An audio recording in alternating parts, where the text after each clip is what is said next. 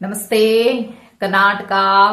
ನನ್ನ ಯೂಟ್ಯೂಬ್ ಕುಟುಂಬದ ಸದಸ್ಯರೆಲ್ಲರಿಗೂ ನನ್ನ ವಂದನೆಗಳು. ಮುಂಚಾಲಮ್ಮನ ಆಶೀರ್ವಾದವನ್ನ ಪಡೆಯುತ್ತಾ ಆರಾಧ್ಯರನ್ನ ಸ್ಮರಣೆ ಮಾಡ್ತಾ ತಾಯಿ ಮಾರಿಕಾಂಬೆಯನ್ನ ಸ್ಮರಿಸುತ್ತಾ ಇವತ್ತು ನಾನು ನಿಮ್ಮ ಮುಂದೆ ಬಂದಿದ್ದೇನೆ. ನನ್ನ ಕಾರ್ಯಕ್ರಮಕ್ಕೆ ತಮಗೆಲ್ಲರಿಗೂ ಸ್ವಾಗತವನ್ನ ಬಯಸುತ್ತಾ ನಮ್ಮ ಆರಾಧ್ಯರು ನಿಮ್ಮೆಲ್ಲರನ್ನ ಕಾಪಾಡಲಿ, ಅವರ ಕರುಣ ಕೃಪಾ ಕಟಾಕ್ಷ ಸದಾ ನಮ್ಮ ಮೇಲೆ ಇರಲಿ ಅಂತ ಹೇಳ್ತಾ ಇವತ್ತಿನ ಕಾರ್ಯಕ್ರಮವನ್ನ ಶುರು ಮಾಡ್ತಾ ಇದ್ದೀನಿ. ರಾಯರ ಸೇವೆಯನ್ನ ಮಾಡ್ತೀವಿ, ರಾಯರ ಭಜನೆಯನ್ನ ಮಾಡ್ತೀವಿ, ರಾಯರ ಜಪವನ್ನ ಮಾಡ್ತೀವಿ. ಆಗಾಗ ಮಂತ್ರಾಲಯಕ್ಕೆ ಹೋಗಿ ಸೇವೆಯನ್ನ ಸಲ್ಲಿಸ್ತೀವಿ. ನಮ್ಮ ಗ್ರಾಮದ ಮಠಕ್ಕೆ ಹೋಗಿ ಸಹಿತ ಸೇವೆಯನ್ನ ಸಲ್ಲಿಸ್ತೀವಿ ನಾವು. ಹಾಗೆ ತುಂಬಾ ಜನ ಈಗ ಆಗಾಗ ರಾಯರ ಮಠಕ್ಕೆ ಮಂತ್ರಾಲಯಕ್ಕೆ ಹೋಗ್ತಾರೆ, ಅಲ್ಲಿ ಸೇವೆಯನ್ನ ಮಾಡ್ತಾರೆ. 7-8 ದಿನ ನಿಂತು ಸೇವೆಯನ್ನ ಮಾಡ್ತಾರೆ. ಹಾಗೆ ಸಾಧಾರಣ ಒಂದು 3-4 ವರ್ಷದಿಂದ ಒಬ್ರು ಸೇವೆಯನ್ನ ಅಲ್ಲಿ ಮಾಡ್ತಾರೆ, ಹೋಗ್ತಾರೆ, ಖುಷಿಯಿಂದ ಸೇವೆಯನ್ನ ಮಾಡ್ತಾರೆ. ಎಷ್ಟು ದಿನ ಉಳಿಬೇಕು ಅನ್ನೋ ಸೂಚನೆಯನ್ನ ರಾಯರು ಕೊಡ್ತಾರೆ, ಅಷ್ಟು ದಿನ ಉಳಿತಾರೆ. ಏನೋ ಒಂಥರ ಮಂತ್ರಾಲಯಕ್ಕೆ ಹೋಗುದಂದ್ರೆ ತುಂಬಾ ಖುಷಿ. ಯಾವಾಗ್ಲೂ ನಾನು ಕೇಳೋದು, ಏನಪ್ಪ ಇದು, ಏನಪ್ಪ ಯಾವಾಗ ನೋಡ್ರು ಮಂತ್ರಾಲಯದಲ್ಲೇ ಇರ್ತೀಯಲ್ಲಪ್ಪ ಅಂತ ನಾನು ತಮಾಷೆ ಮಾಡಿದ್ರೆ, ಇಲ್ಲಮ್ಮ ಬಂದಿದ್ದೀನಮ್ಮ, ರಾಯರು ಹೇಳಿದ್ರು ಬಂದ್ಬಿಟ್ಟೆ ಅಮ್ಮ, ರಾಯರು ಹೇಳಿದ್ರು ಬಂದ್ಬಿಟ್ಟೆ ಅಮ್ಮ ಅಂತ ಯಾವತ್ತೂ ಹೇಳ್ತಾ ಇದ್ರು ನನ್ಗೆ ಆ ಭಕ್ತರು. ಹಾಗೆ ಅವ್ರಿಗೊಂದು ಆಸೆ ಅಂತೆ. ಏನೊಂದು ಆಸೆ ಅಂದ್ರೆ ರಾಯರ ಹತ್ರ ಯಾವಾಗಲೂ ಆ ಭಿನ್ನಪವನ್ನ ಅವರು ಮಾಡ್ತಾ ಇದ್ರಂತೆ. ರಾಯರೇ, ನಾನು ತಿರುಪತಿಗೆ ಒಂದಿಷ್ಟು ಜನರನ್ನ ಕರ್ಕೊಂಡು ಹೋಗ್ಬೇಕು, ಯಾಕಂದ್ರೆ ಅದು ಖರ್ಚುಗಿರ್ಚೆಲ್ಲ ಇವ್ರದ್ದೇ. ಆ ಖರ್ಚು ವೆಚ್ಚಗಳನ್ನ ಮಾಡಿಕೊಂಡು ಸ್ವಲ್ಪ ಜನರನ್ನ ತಿರುಪತಿ ಕರ್ಕೊಂಡು ಹೋಗ್ಬೇಕಂತ ತುಂಬಾ ಇಷ್ಟ ಇದೆಯಪ್ಪ.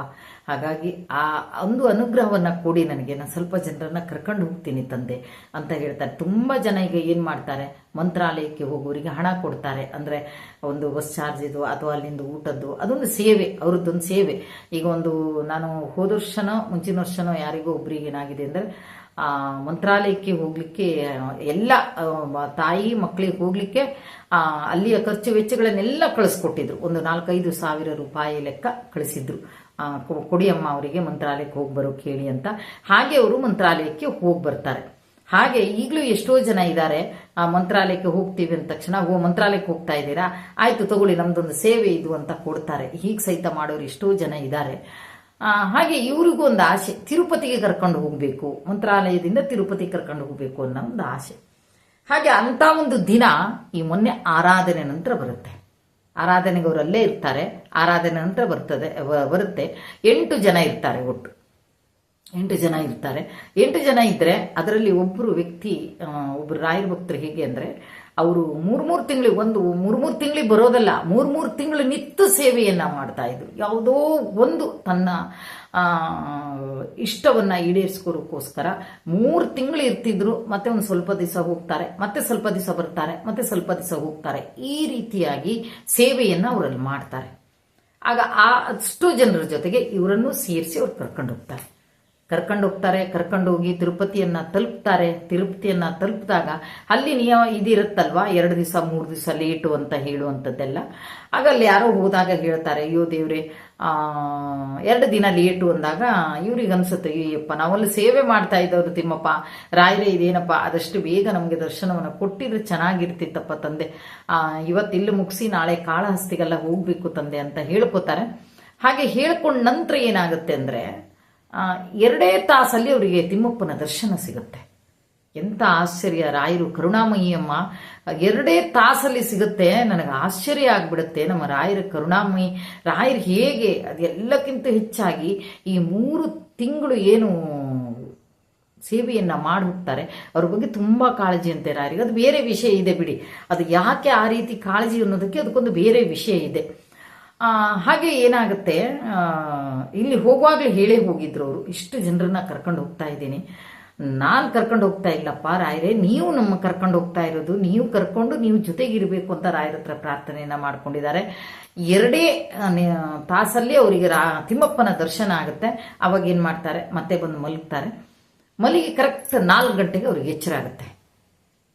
ಕರ್ಕೊಂಡು ಹೋದವರಿಗೆ ಎಚ್ಚರ ಆಗುತ್ತೆ. ಎಚ್ಚರದ ತಕ್ಷಣ ಅವ್ರು ಏನ್ ಮಾಡ್ತಾರೆ, ಅವ್ರನ್ನೆಲ್ಲ ಎಬ್ಬಿಸ್ತಾರೆ, ಹೋಗಿ ಬನ್ನಿ ಕಾಳಹಸ್ತಿಗೆ ಹೋಗೋಣ ಬನ್ನಿ ಅಂತ. ಆದ್ರೆ ಈ 3 ತಿಂಗಳು ಸೇವೆಯನ್ನ ಮಾಡುವಂತ ವ್ಯಕ್ತಿ ಏನ್ ಮಾಡಿದ್ದಾರೆ, ನಾನ್ ಬರೋದಿಲ್ಲ, ನಾನು ಮತ್ತೊಂದ್ಸಲ ರಾಯರ ದರ್ಶನ ಆಗಬೇಕು ಅಂತ. ಆ ಜೊತೆಗಿದ್ದವ್ರಿಗೆ ಸ್ವಲ್ಪ ಸಿಟ್ಟು ಬರುತ್ತೆ, ಏನಪ್ಪ ಏನ್ ಮಾಡ್ತಾ ಇರ್ತಾನೆ, ಇನ್ನೂ ಒಂದ್ಸಲ ನಾವು ಕಾಳಹಸ್ತಿಗೆ ಹೋಗ್ತಾ ಇದೀವಿ ಬನ್ನಿ ಅಂತ. ಇಲ್ಲ ನಾನು ಬರೋದಿಲ್ಲ, ನಾನು ಇನ್ನೊಂದ್ಸಲ ತಿಮ್ಮಪ್ಪನ ದರ್ಶನ ಮಾಡೇ ಬರ್ತೀನಿ ಅಂತ. ಅವಾಗ ಅಲ್ಲಿ ಮೊಬೈಲು ಇಲ್ಲ, ಯಾಕಂದ್ರೆ ಅಲ್ಲೆಲ್ಲ ಮೊಬೈಲ್ ಎಲ್ಲ ಸ್ವಿಚ್ ಆಫ್ ಆಗುತ್ತೆ, ಚಾರ್ಜ್ ಹಾಕೊಳ್ಳೋಕ್ಕಾಗಲ್ಲ, ಈ ಪರಿಸ್ಥಿತಿ ಎಲ್ಲ ಇದೆ. ಆದ್ರೆ ಪಾಪ ಒಲ್ಲದ ಮನಸ್ಸಿಂದ ಇವರು ಯಾರು ಕರ್ಕೊಂಡು ಹೋದವ್ರು ಇದ್ದಾರೆ ಮತ್ತು ಕಾಳಹಸ್ತಿಗೆ ಹೋಗ್ತಾರೆ. ಕಾಳಹಸ್ತಿಗೆ ಹೋಗಿ ಅಲ್ಲಿ ಸ್ನಾನವೆಲ್ಲ ಮುಗಿಸ್ತಾರೆ. ಆದ್ರೆ ಅವರು ಯೋಗಕ್ಕೆ ಮಹಾಮಂಗಳಾರತಿಯನ್ನೇ ಸಿಗುತ್ತೆ ಅಲ್ಲಿ.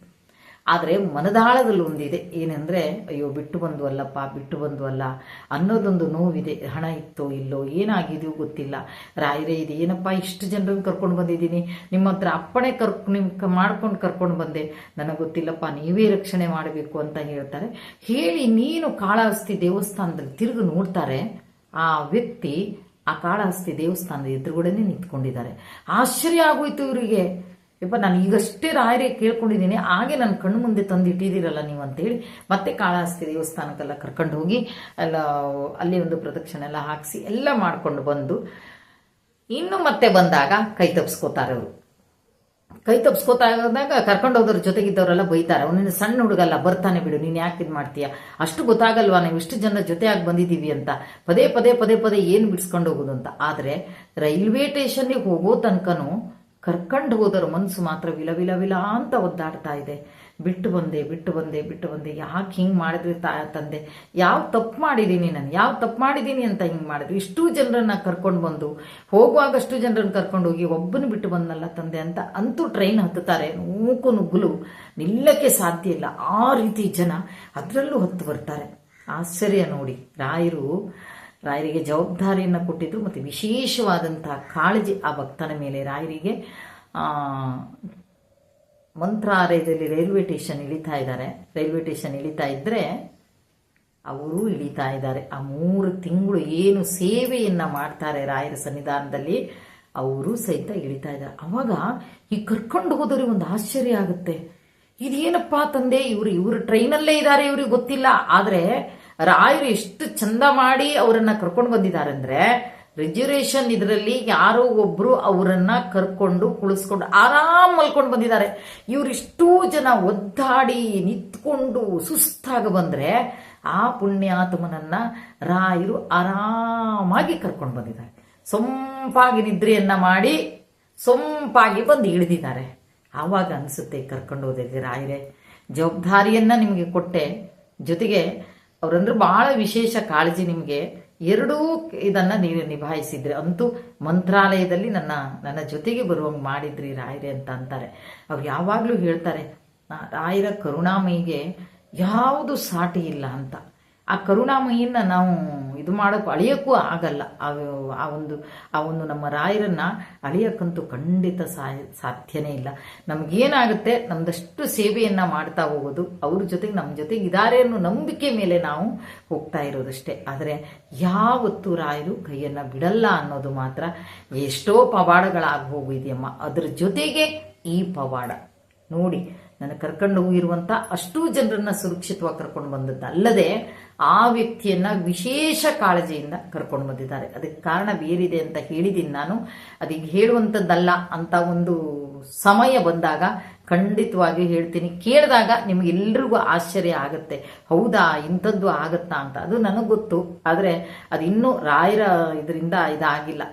ಏನು ಇಷ್ಟಪಟ್ಟವರು ಏನು ಕೇಳ್ತಾ ಇದ್ದಾರೆ ಅದು ಇನ್ನೂ ರಾಯರು ಈಡೇರಿಸಲಿಲ್ಲ. ಅದು ಯಾವ ರೀತಿ ಈಡೇರಿಸ್ತಾರೆ ಅನ್ನೋದು ಸಹಿತ ಒಂದು ಕುತೂಹಲನೂ ನಮಗೆಲ್ಲ ಇದೆ. ಯಾಕಂದ್ರೆ ಅದು ತುಂಬಾ ಕಷ್ಟವಾದದ್ದು. ರಾಯರಿಗೆ ಯಾವುದು ಕಷ್ಟ ಅಲ್ಲ, ಆದ್ರೆ ನಾವು ಕೇಳ್ತಾ ಇರೋರಿಗೆ ಅಬ್ಬಾ ಇದು ಹೇಗೆ ಸಾಧ್ಯ ಅಂತ ಒಮ್ಮೊಮ್ಮೆ ಅನಿಸುತ್ತೆ. ಆದರೆ ಅವರು ಮಾಡಿರುವಂತಹ ಸೇವೆಗೆ ಆ ಒಂದಲ್ಲ ಒಂದು ದಿನ ಯಾವುದಾದ್ರು ರೀತಿಯಲ್ಲಿ ರಾಯರು ಖಂಡಿತ ಆ ಸೇವೆಗೆ ಫಲ ಕೊಡ್ತಾರೆ. ಆ ಒಂದು ಸಮಯದಲ್ಲಿ ನಾನು ನಿಮ್ಮ ಮುಂದೆ ಖಂಡಿತ ಬಂದು ಹೇಳ್ತೀನಿ ಅದನ್ನ ಅಂತ ಹೇಳ್ತಾ ಇವತ್ತಿನ ಈ ಕಾರ್ಯಕ್ರಮವನ್ನ ಇಲ್ಲಿಗೆ ಮುಗಿಸ್ತಾ ಇದ್ದೀನಿ. ಜೈ ಕರ್ನಾಟಕ ಮಾತೆ, ಸರ್ವೇ ಜನ ಸುಖಿನೋ ಭವಂತು.